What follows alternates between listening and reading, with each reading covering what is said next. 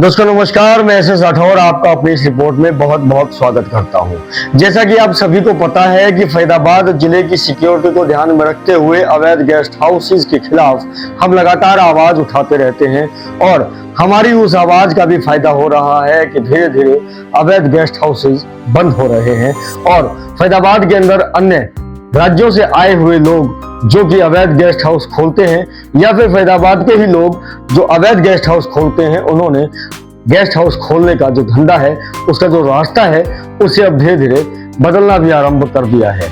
आज की एक खबर, एक ओयो के अंदर एक व्यक्ति अवैध रिवॉल्वर से अपने आप को खत्म करने की कोशिश करता है। उसकी किस्मत अच्छी थी कि वो बच गया। क्या है पूरी खबर, देखने के लिए आप बने रहे मेरे साथ। आप देख रहे हैं एटीएन न्यूज।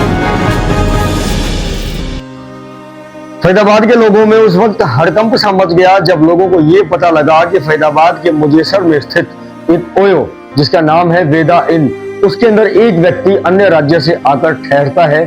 और बताया जा रहा है कि वो किसी महिला से मिलने के लिए आया था। उस ओयो के अंदर पहुंचने के बाद वो व्यक्ति ना जाने क्यों अपने आप को अपने साथ लाए हुए अवैध हथियार से सुसाइड करने की कोशिश करता है।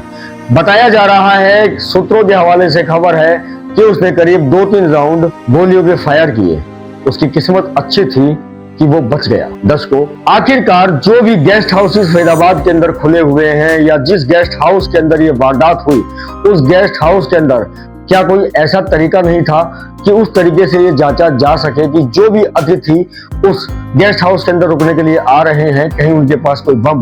गोली या अवैध हथियार तो नहीं है। एक इंस्ट्रूमेंट होता है मेटल डिटेक्टर, उसके द्वारा ये जाना जा सकता है कि कोई व्यक्ति अपने साथ किसी प्रकार का कोई हथियार तो नहीं लेकर आ रहा। पर जब एसएचओ मुजेसर से इस बारे में पूछा गया कि तफ्तीश के दौरान क्या उन्हें ये पता लग पाया कि उस होटल के अंदर वो इंस्ट्रूमेंट था या नहीं, तो उन्होंने कहा कि उन्हें नजर नहीं आया। वो पुख्ता रूप से बता नहीं पाए, शायद वो कुछ छुपाना चाह रहे थे। दर्शकों, अवैध गेस्ट हाउसेज की भरमार बल्लभगढ़ और फरीदाबाद के अंदर भरपूर है और जब इन लोगों की वैधता की बात की जाती है तो शायद ही 1 या 2% गेस्ट हाउसेज वैध होंगे। अब इसका भी एक कारण है कि वो लोग वैध ना होते हुए, इलीगल होते हुए भी कैसे चल रहे हैं, क्योंकि हमें ऐसा लगता है कि शायद पुलिस की कोई मिलीभगत है और पुलिस की गेस्ट हाउस वालों से, खास तौर से जो अवैध रूप से गेस्ट हाउस चल रहे हैं, उनसे कोई साठगांठ है और पुलिस को कोई मॉनेटरी बेनिफिट मिलता है, जिसके चलते पुलिस इन अवैध गेस्ट हाउसेज को बंद करने के लिए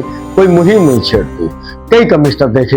मैंने देखा ओपी सिंह जी को, मैंने देखा विकास अरोड़ा जी को, मैंने देखा वर्तमान सीपी राकेश आर्या जी को। राकेश आर्या जी काफी कोशिश कर रहे हैं कि फरीदाबाद जिले के अंदर से जितनी भी अवैध गतिविधियां हैं उनको बंद करवाया जाए, पर शायद ऐसा लगता है कि जो उनके अधीनस्थ कर्मचारी हैं वो पूरी रिपोर्ट अवैध कामों की शायद कमिश्नर ऑफिस तक पहुंचा नहीं रहे। आज की ये मेरी रिपोर्ट खास तौर से पुलिस कमिश्नर फरीदाबाद राकेश आर्या जी के लिए है। राकेश आर्या जी से मैं ये निवेदन करना चाहता हूं कि फरीदाबाद के अंदर बहुत सारे गेस्ट हाउसेज हैं जिसकी वजह से लोगों की शांति भंग होती है, अपराध बढ़ता है, ब्लैकमेलिंग जैसा एक अपराध, बलात्कार जैसा एक अपराध, बलात्कार जैसी झूठी शिकायतें लगातार फरीदाबाद के अंदर बढ़ रही हैं और जिसका मुख्य कारण मैं अपने व्यक्तिगत तौर पर अवैध रूप से चल रहे गेस्ट हाउसेज को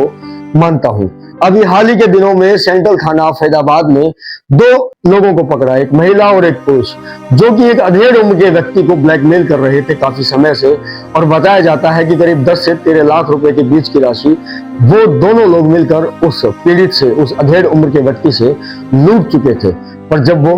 बिल्कुल पूरी तरह से लुट चुका था तो तब कहीं जाकर उसने पुलिस का सहारा लिया और उसके बाद कहीं जाकर उन ब्लैकमेलर्स को पकड़ा गया। दर्शकों, फरीदाबाद के अंदर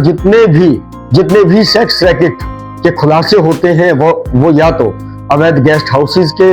आड़ में चल रहे सेक्स रैकेट के नाम पर खुलासा होता है या फिर अवैध रूप से चल रहे मसाज पार्लरों के आड़ में चल रहे देह व्यापार के नाम से उनका खुलासा होता है। जब फरीदाबाद पुलिस को ये पता है कि फरीदाबाद के अंदर अगर कोई व्यक्ति देह व्यापार कर रहा है, उसके लिए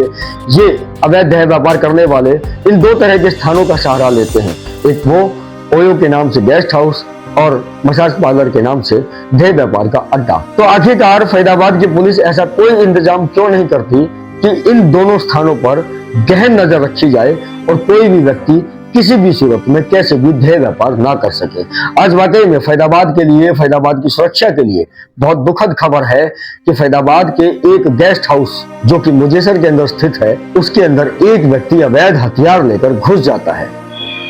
और ना तो पुलिस को पता और ना ही अवैध गेस्ट हाउस चलाने वाले संचालक, मैनेजर या मालिक को पता। क्या उन लोगों के ऊपर कार्रवाई नहीं होनी चाहिए जो उस गेस्ट हाउस को चला रहे थे? आज भी मेरा प्रश्न फैदाबाद पुलिस के लिए यही है कि फैदाबाद के अंदर अवैध रूप से चल रहे गेस्ट हाउस और मसाज पार्लर्स कब बंद होंगे, क्योंकि इनकी वजह से देह व्यापार बढ़ता है, इनकी वजह से ब्लैकमेलिंग बढ़ती है, इनकी वजह से झूठे बलात्कार के आरोप लगाने वाली जो शिकायतों की संख्या है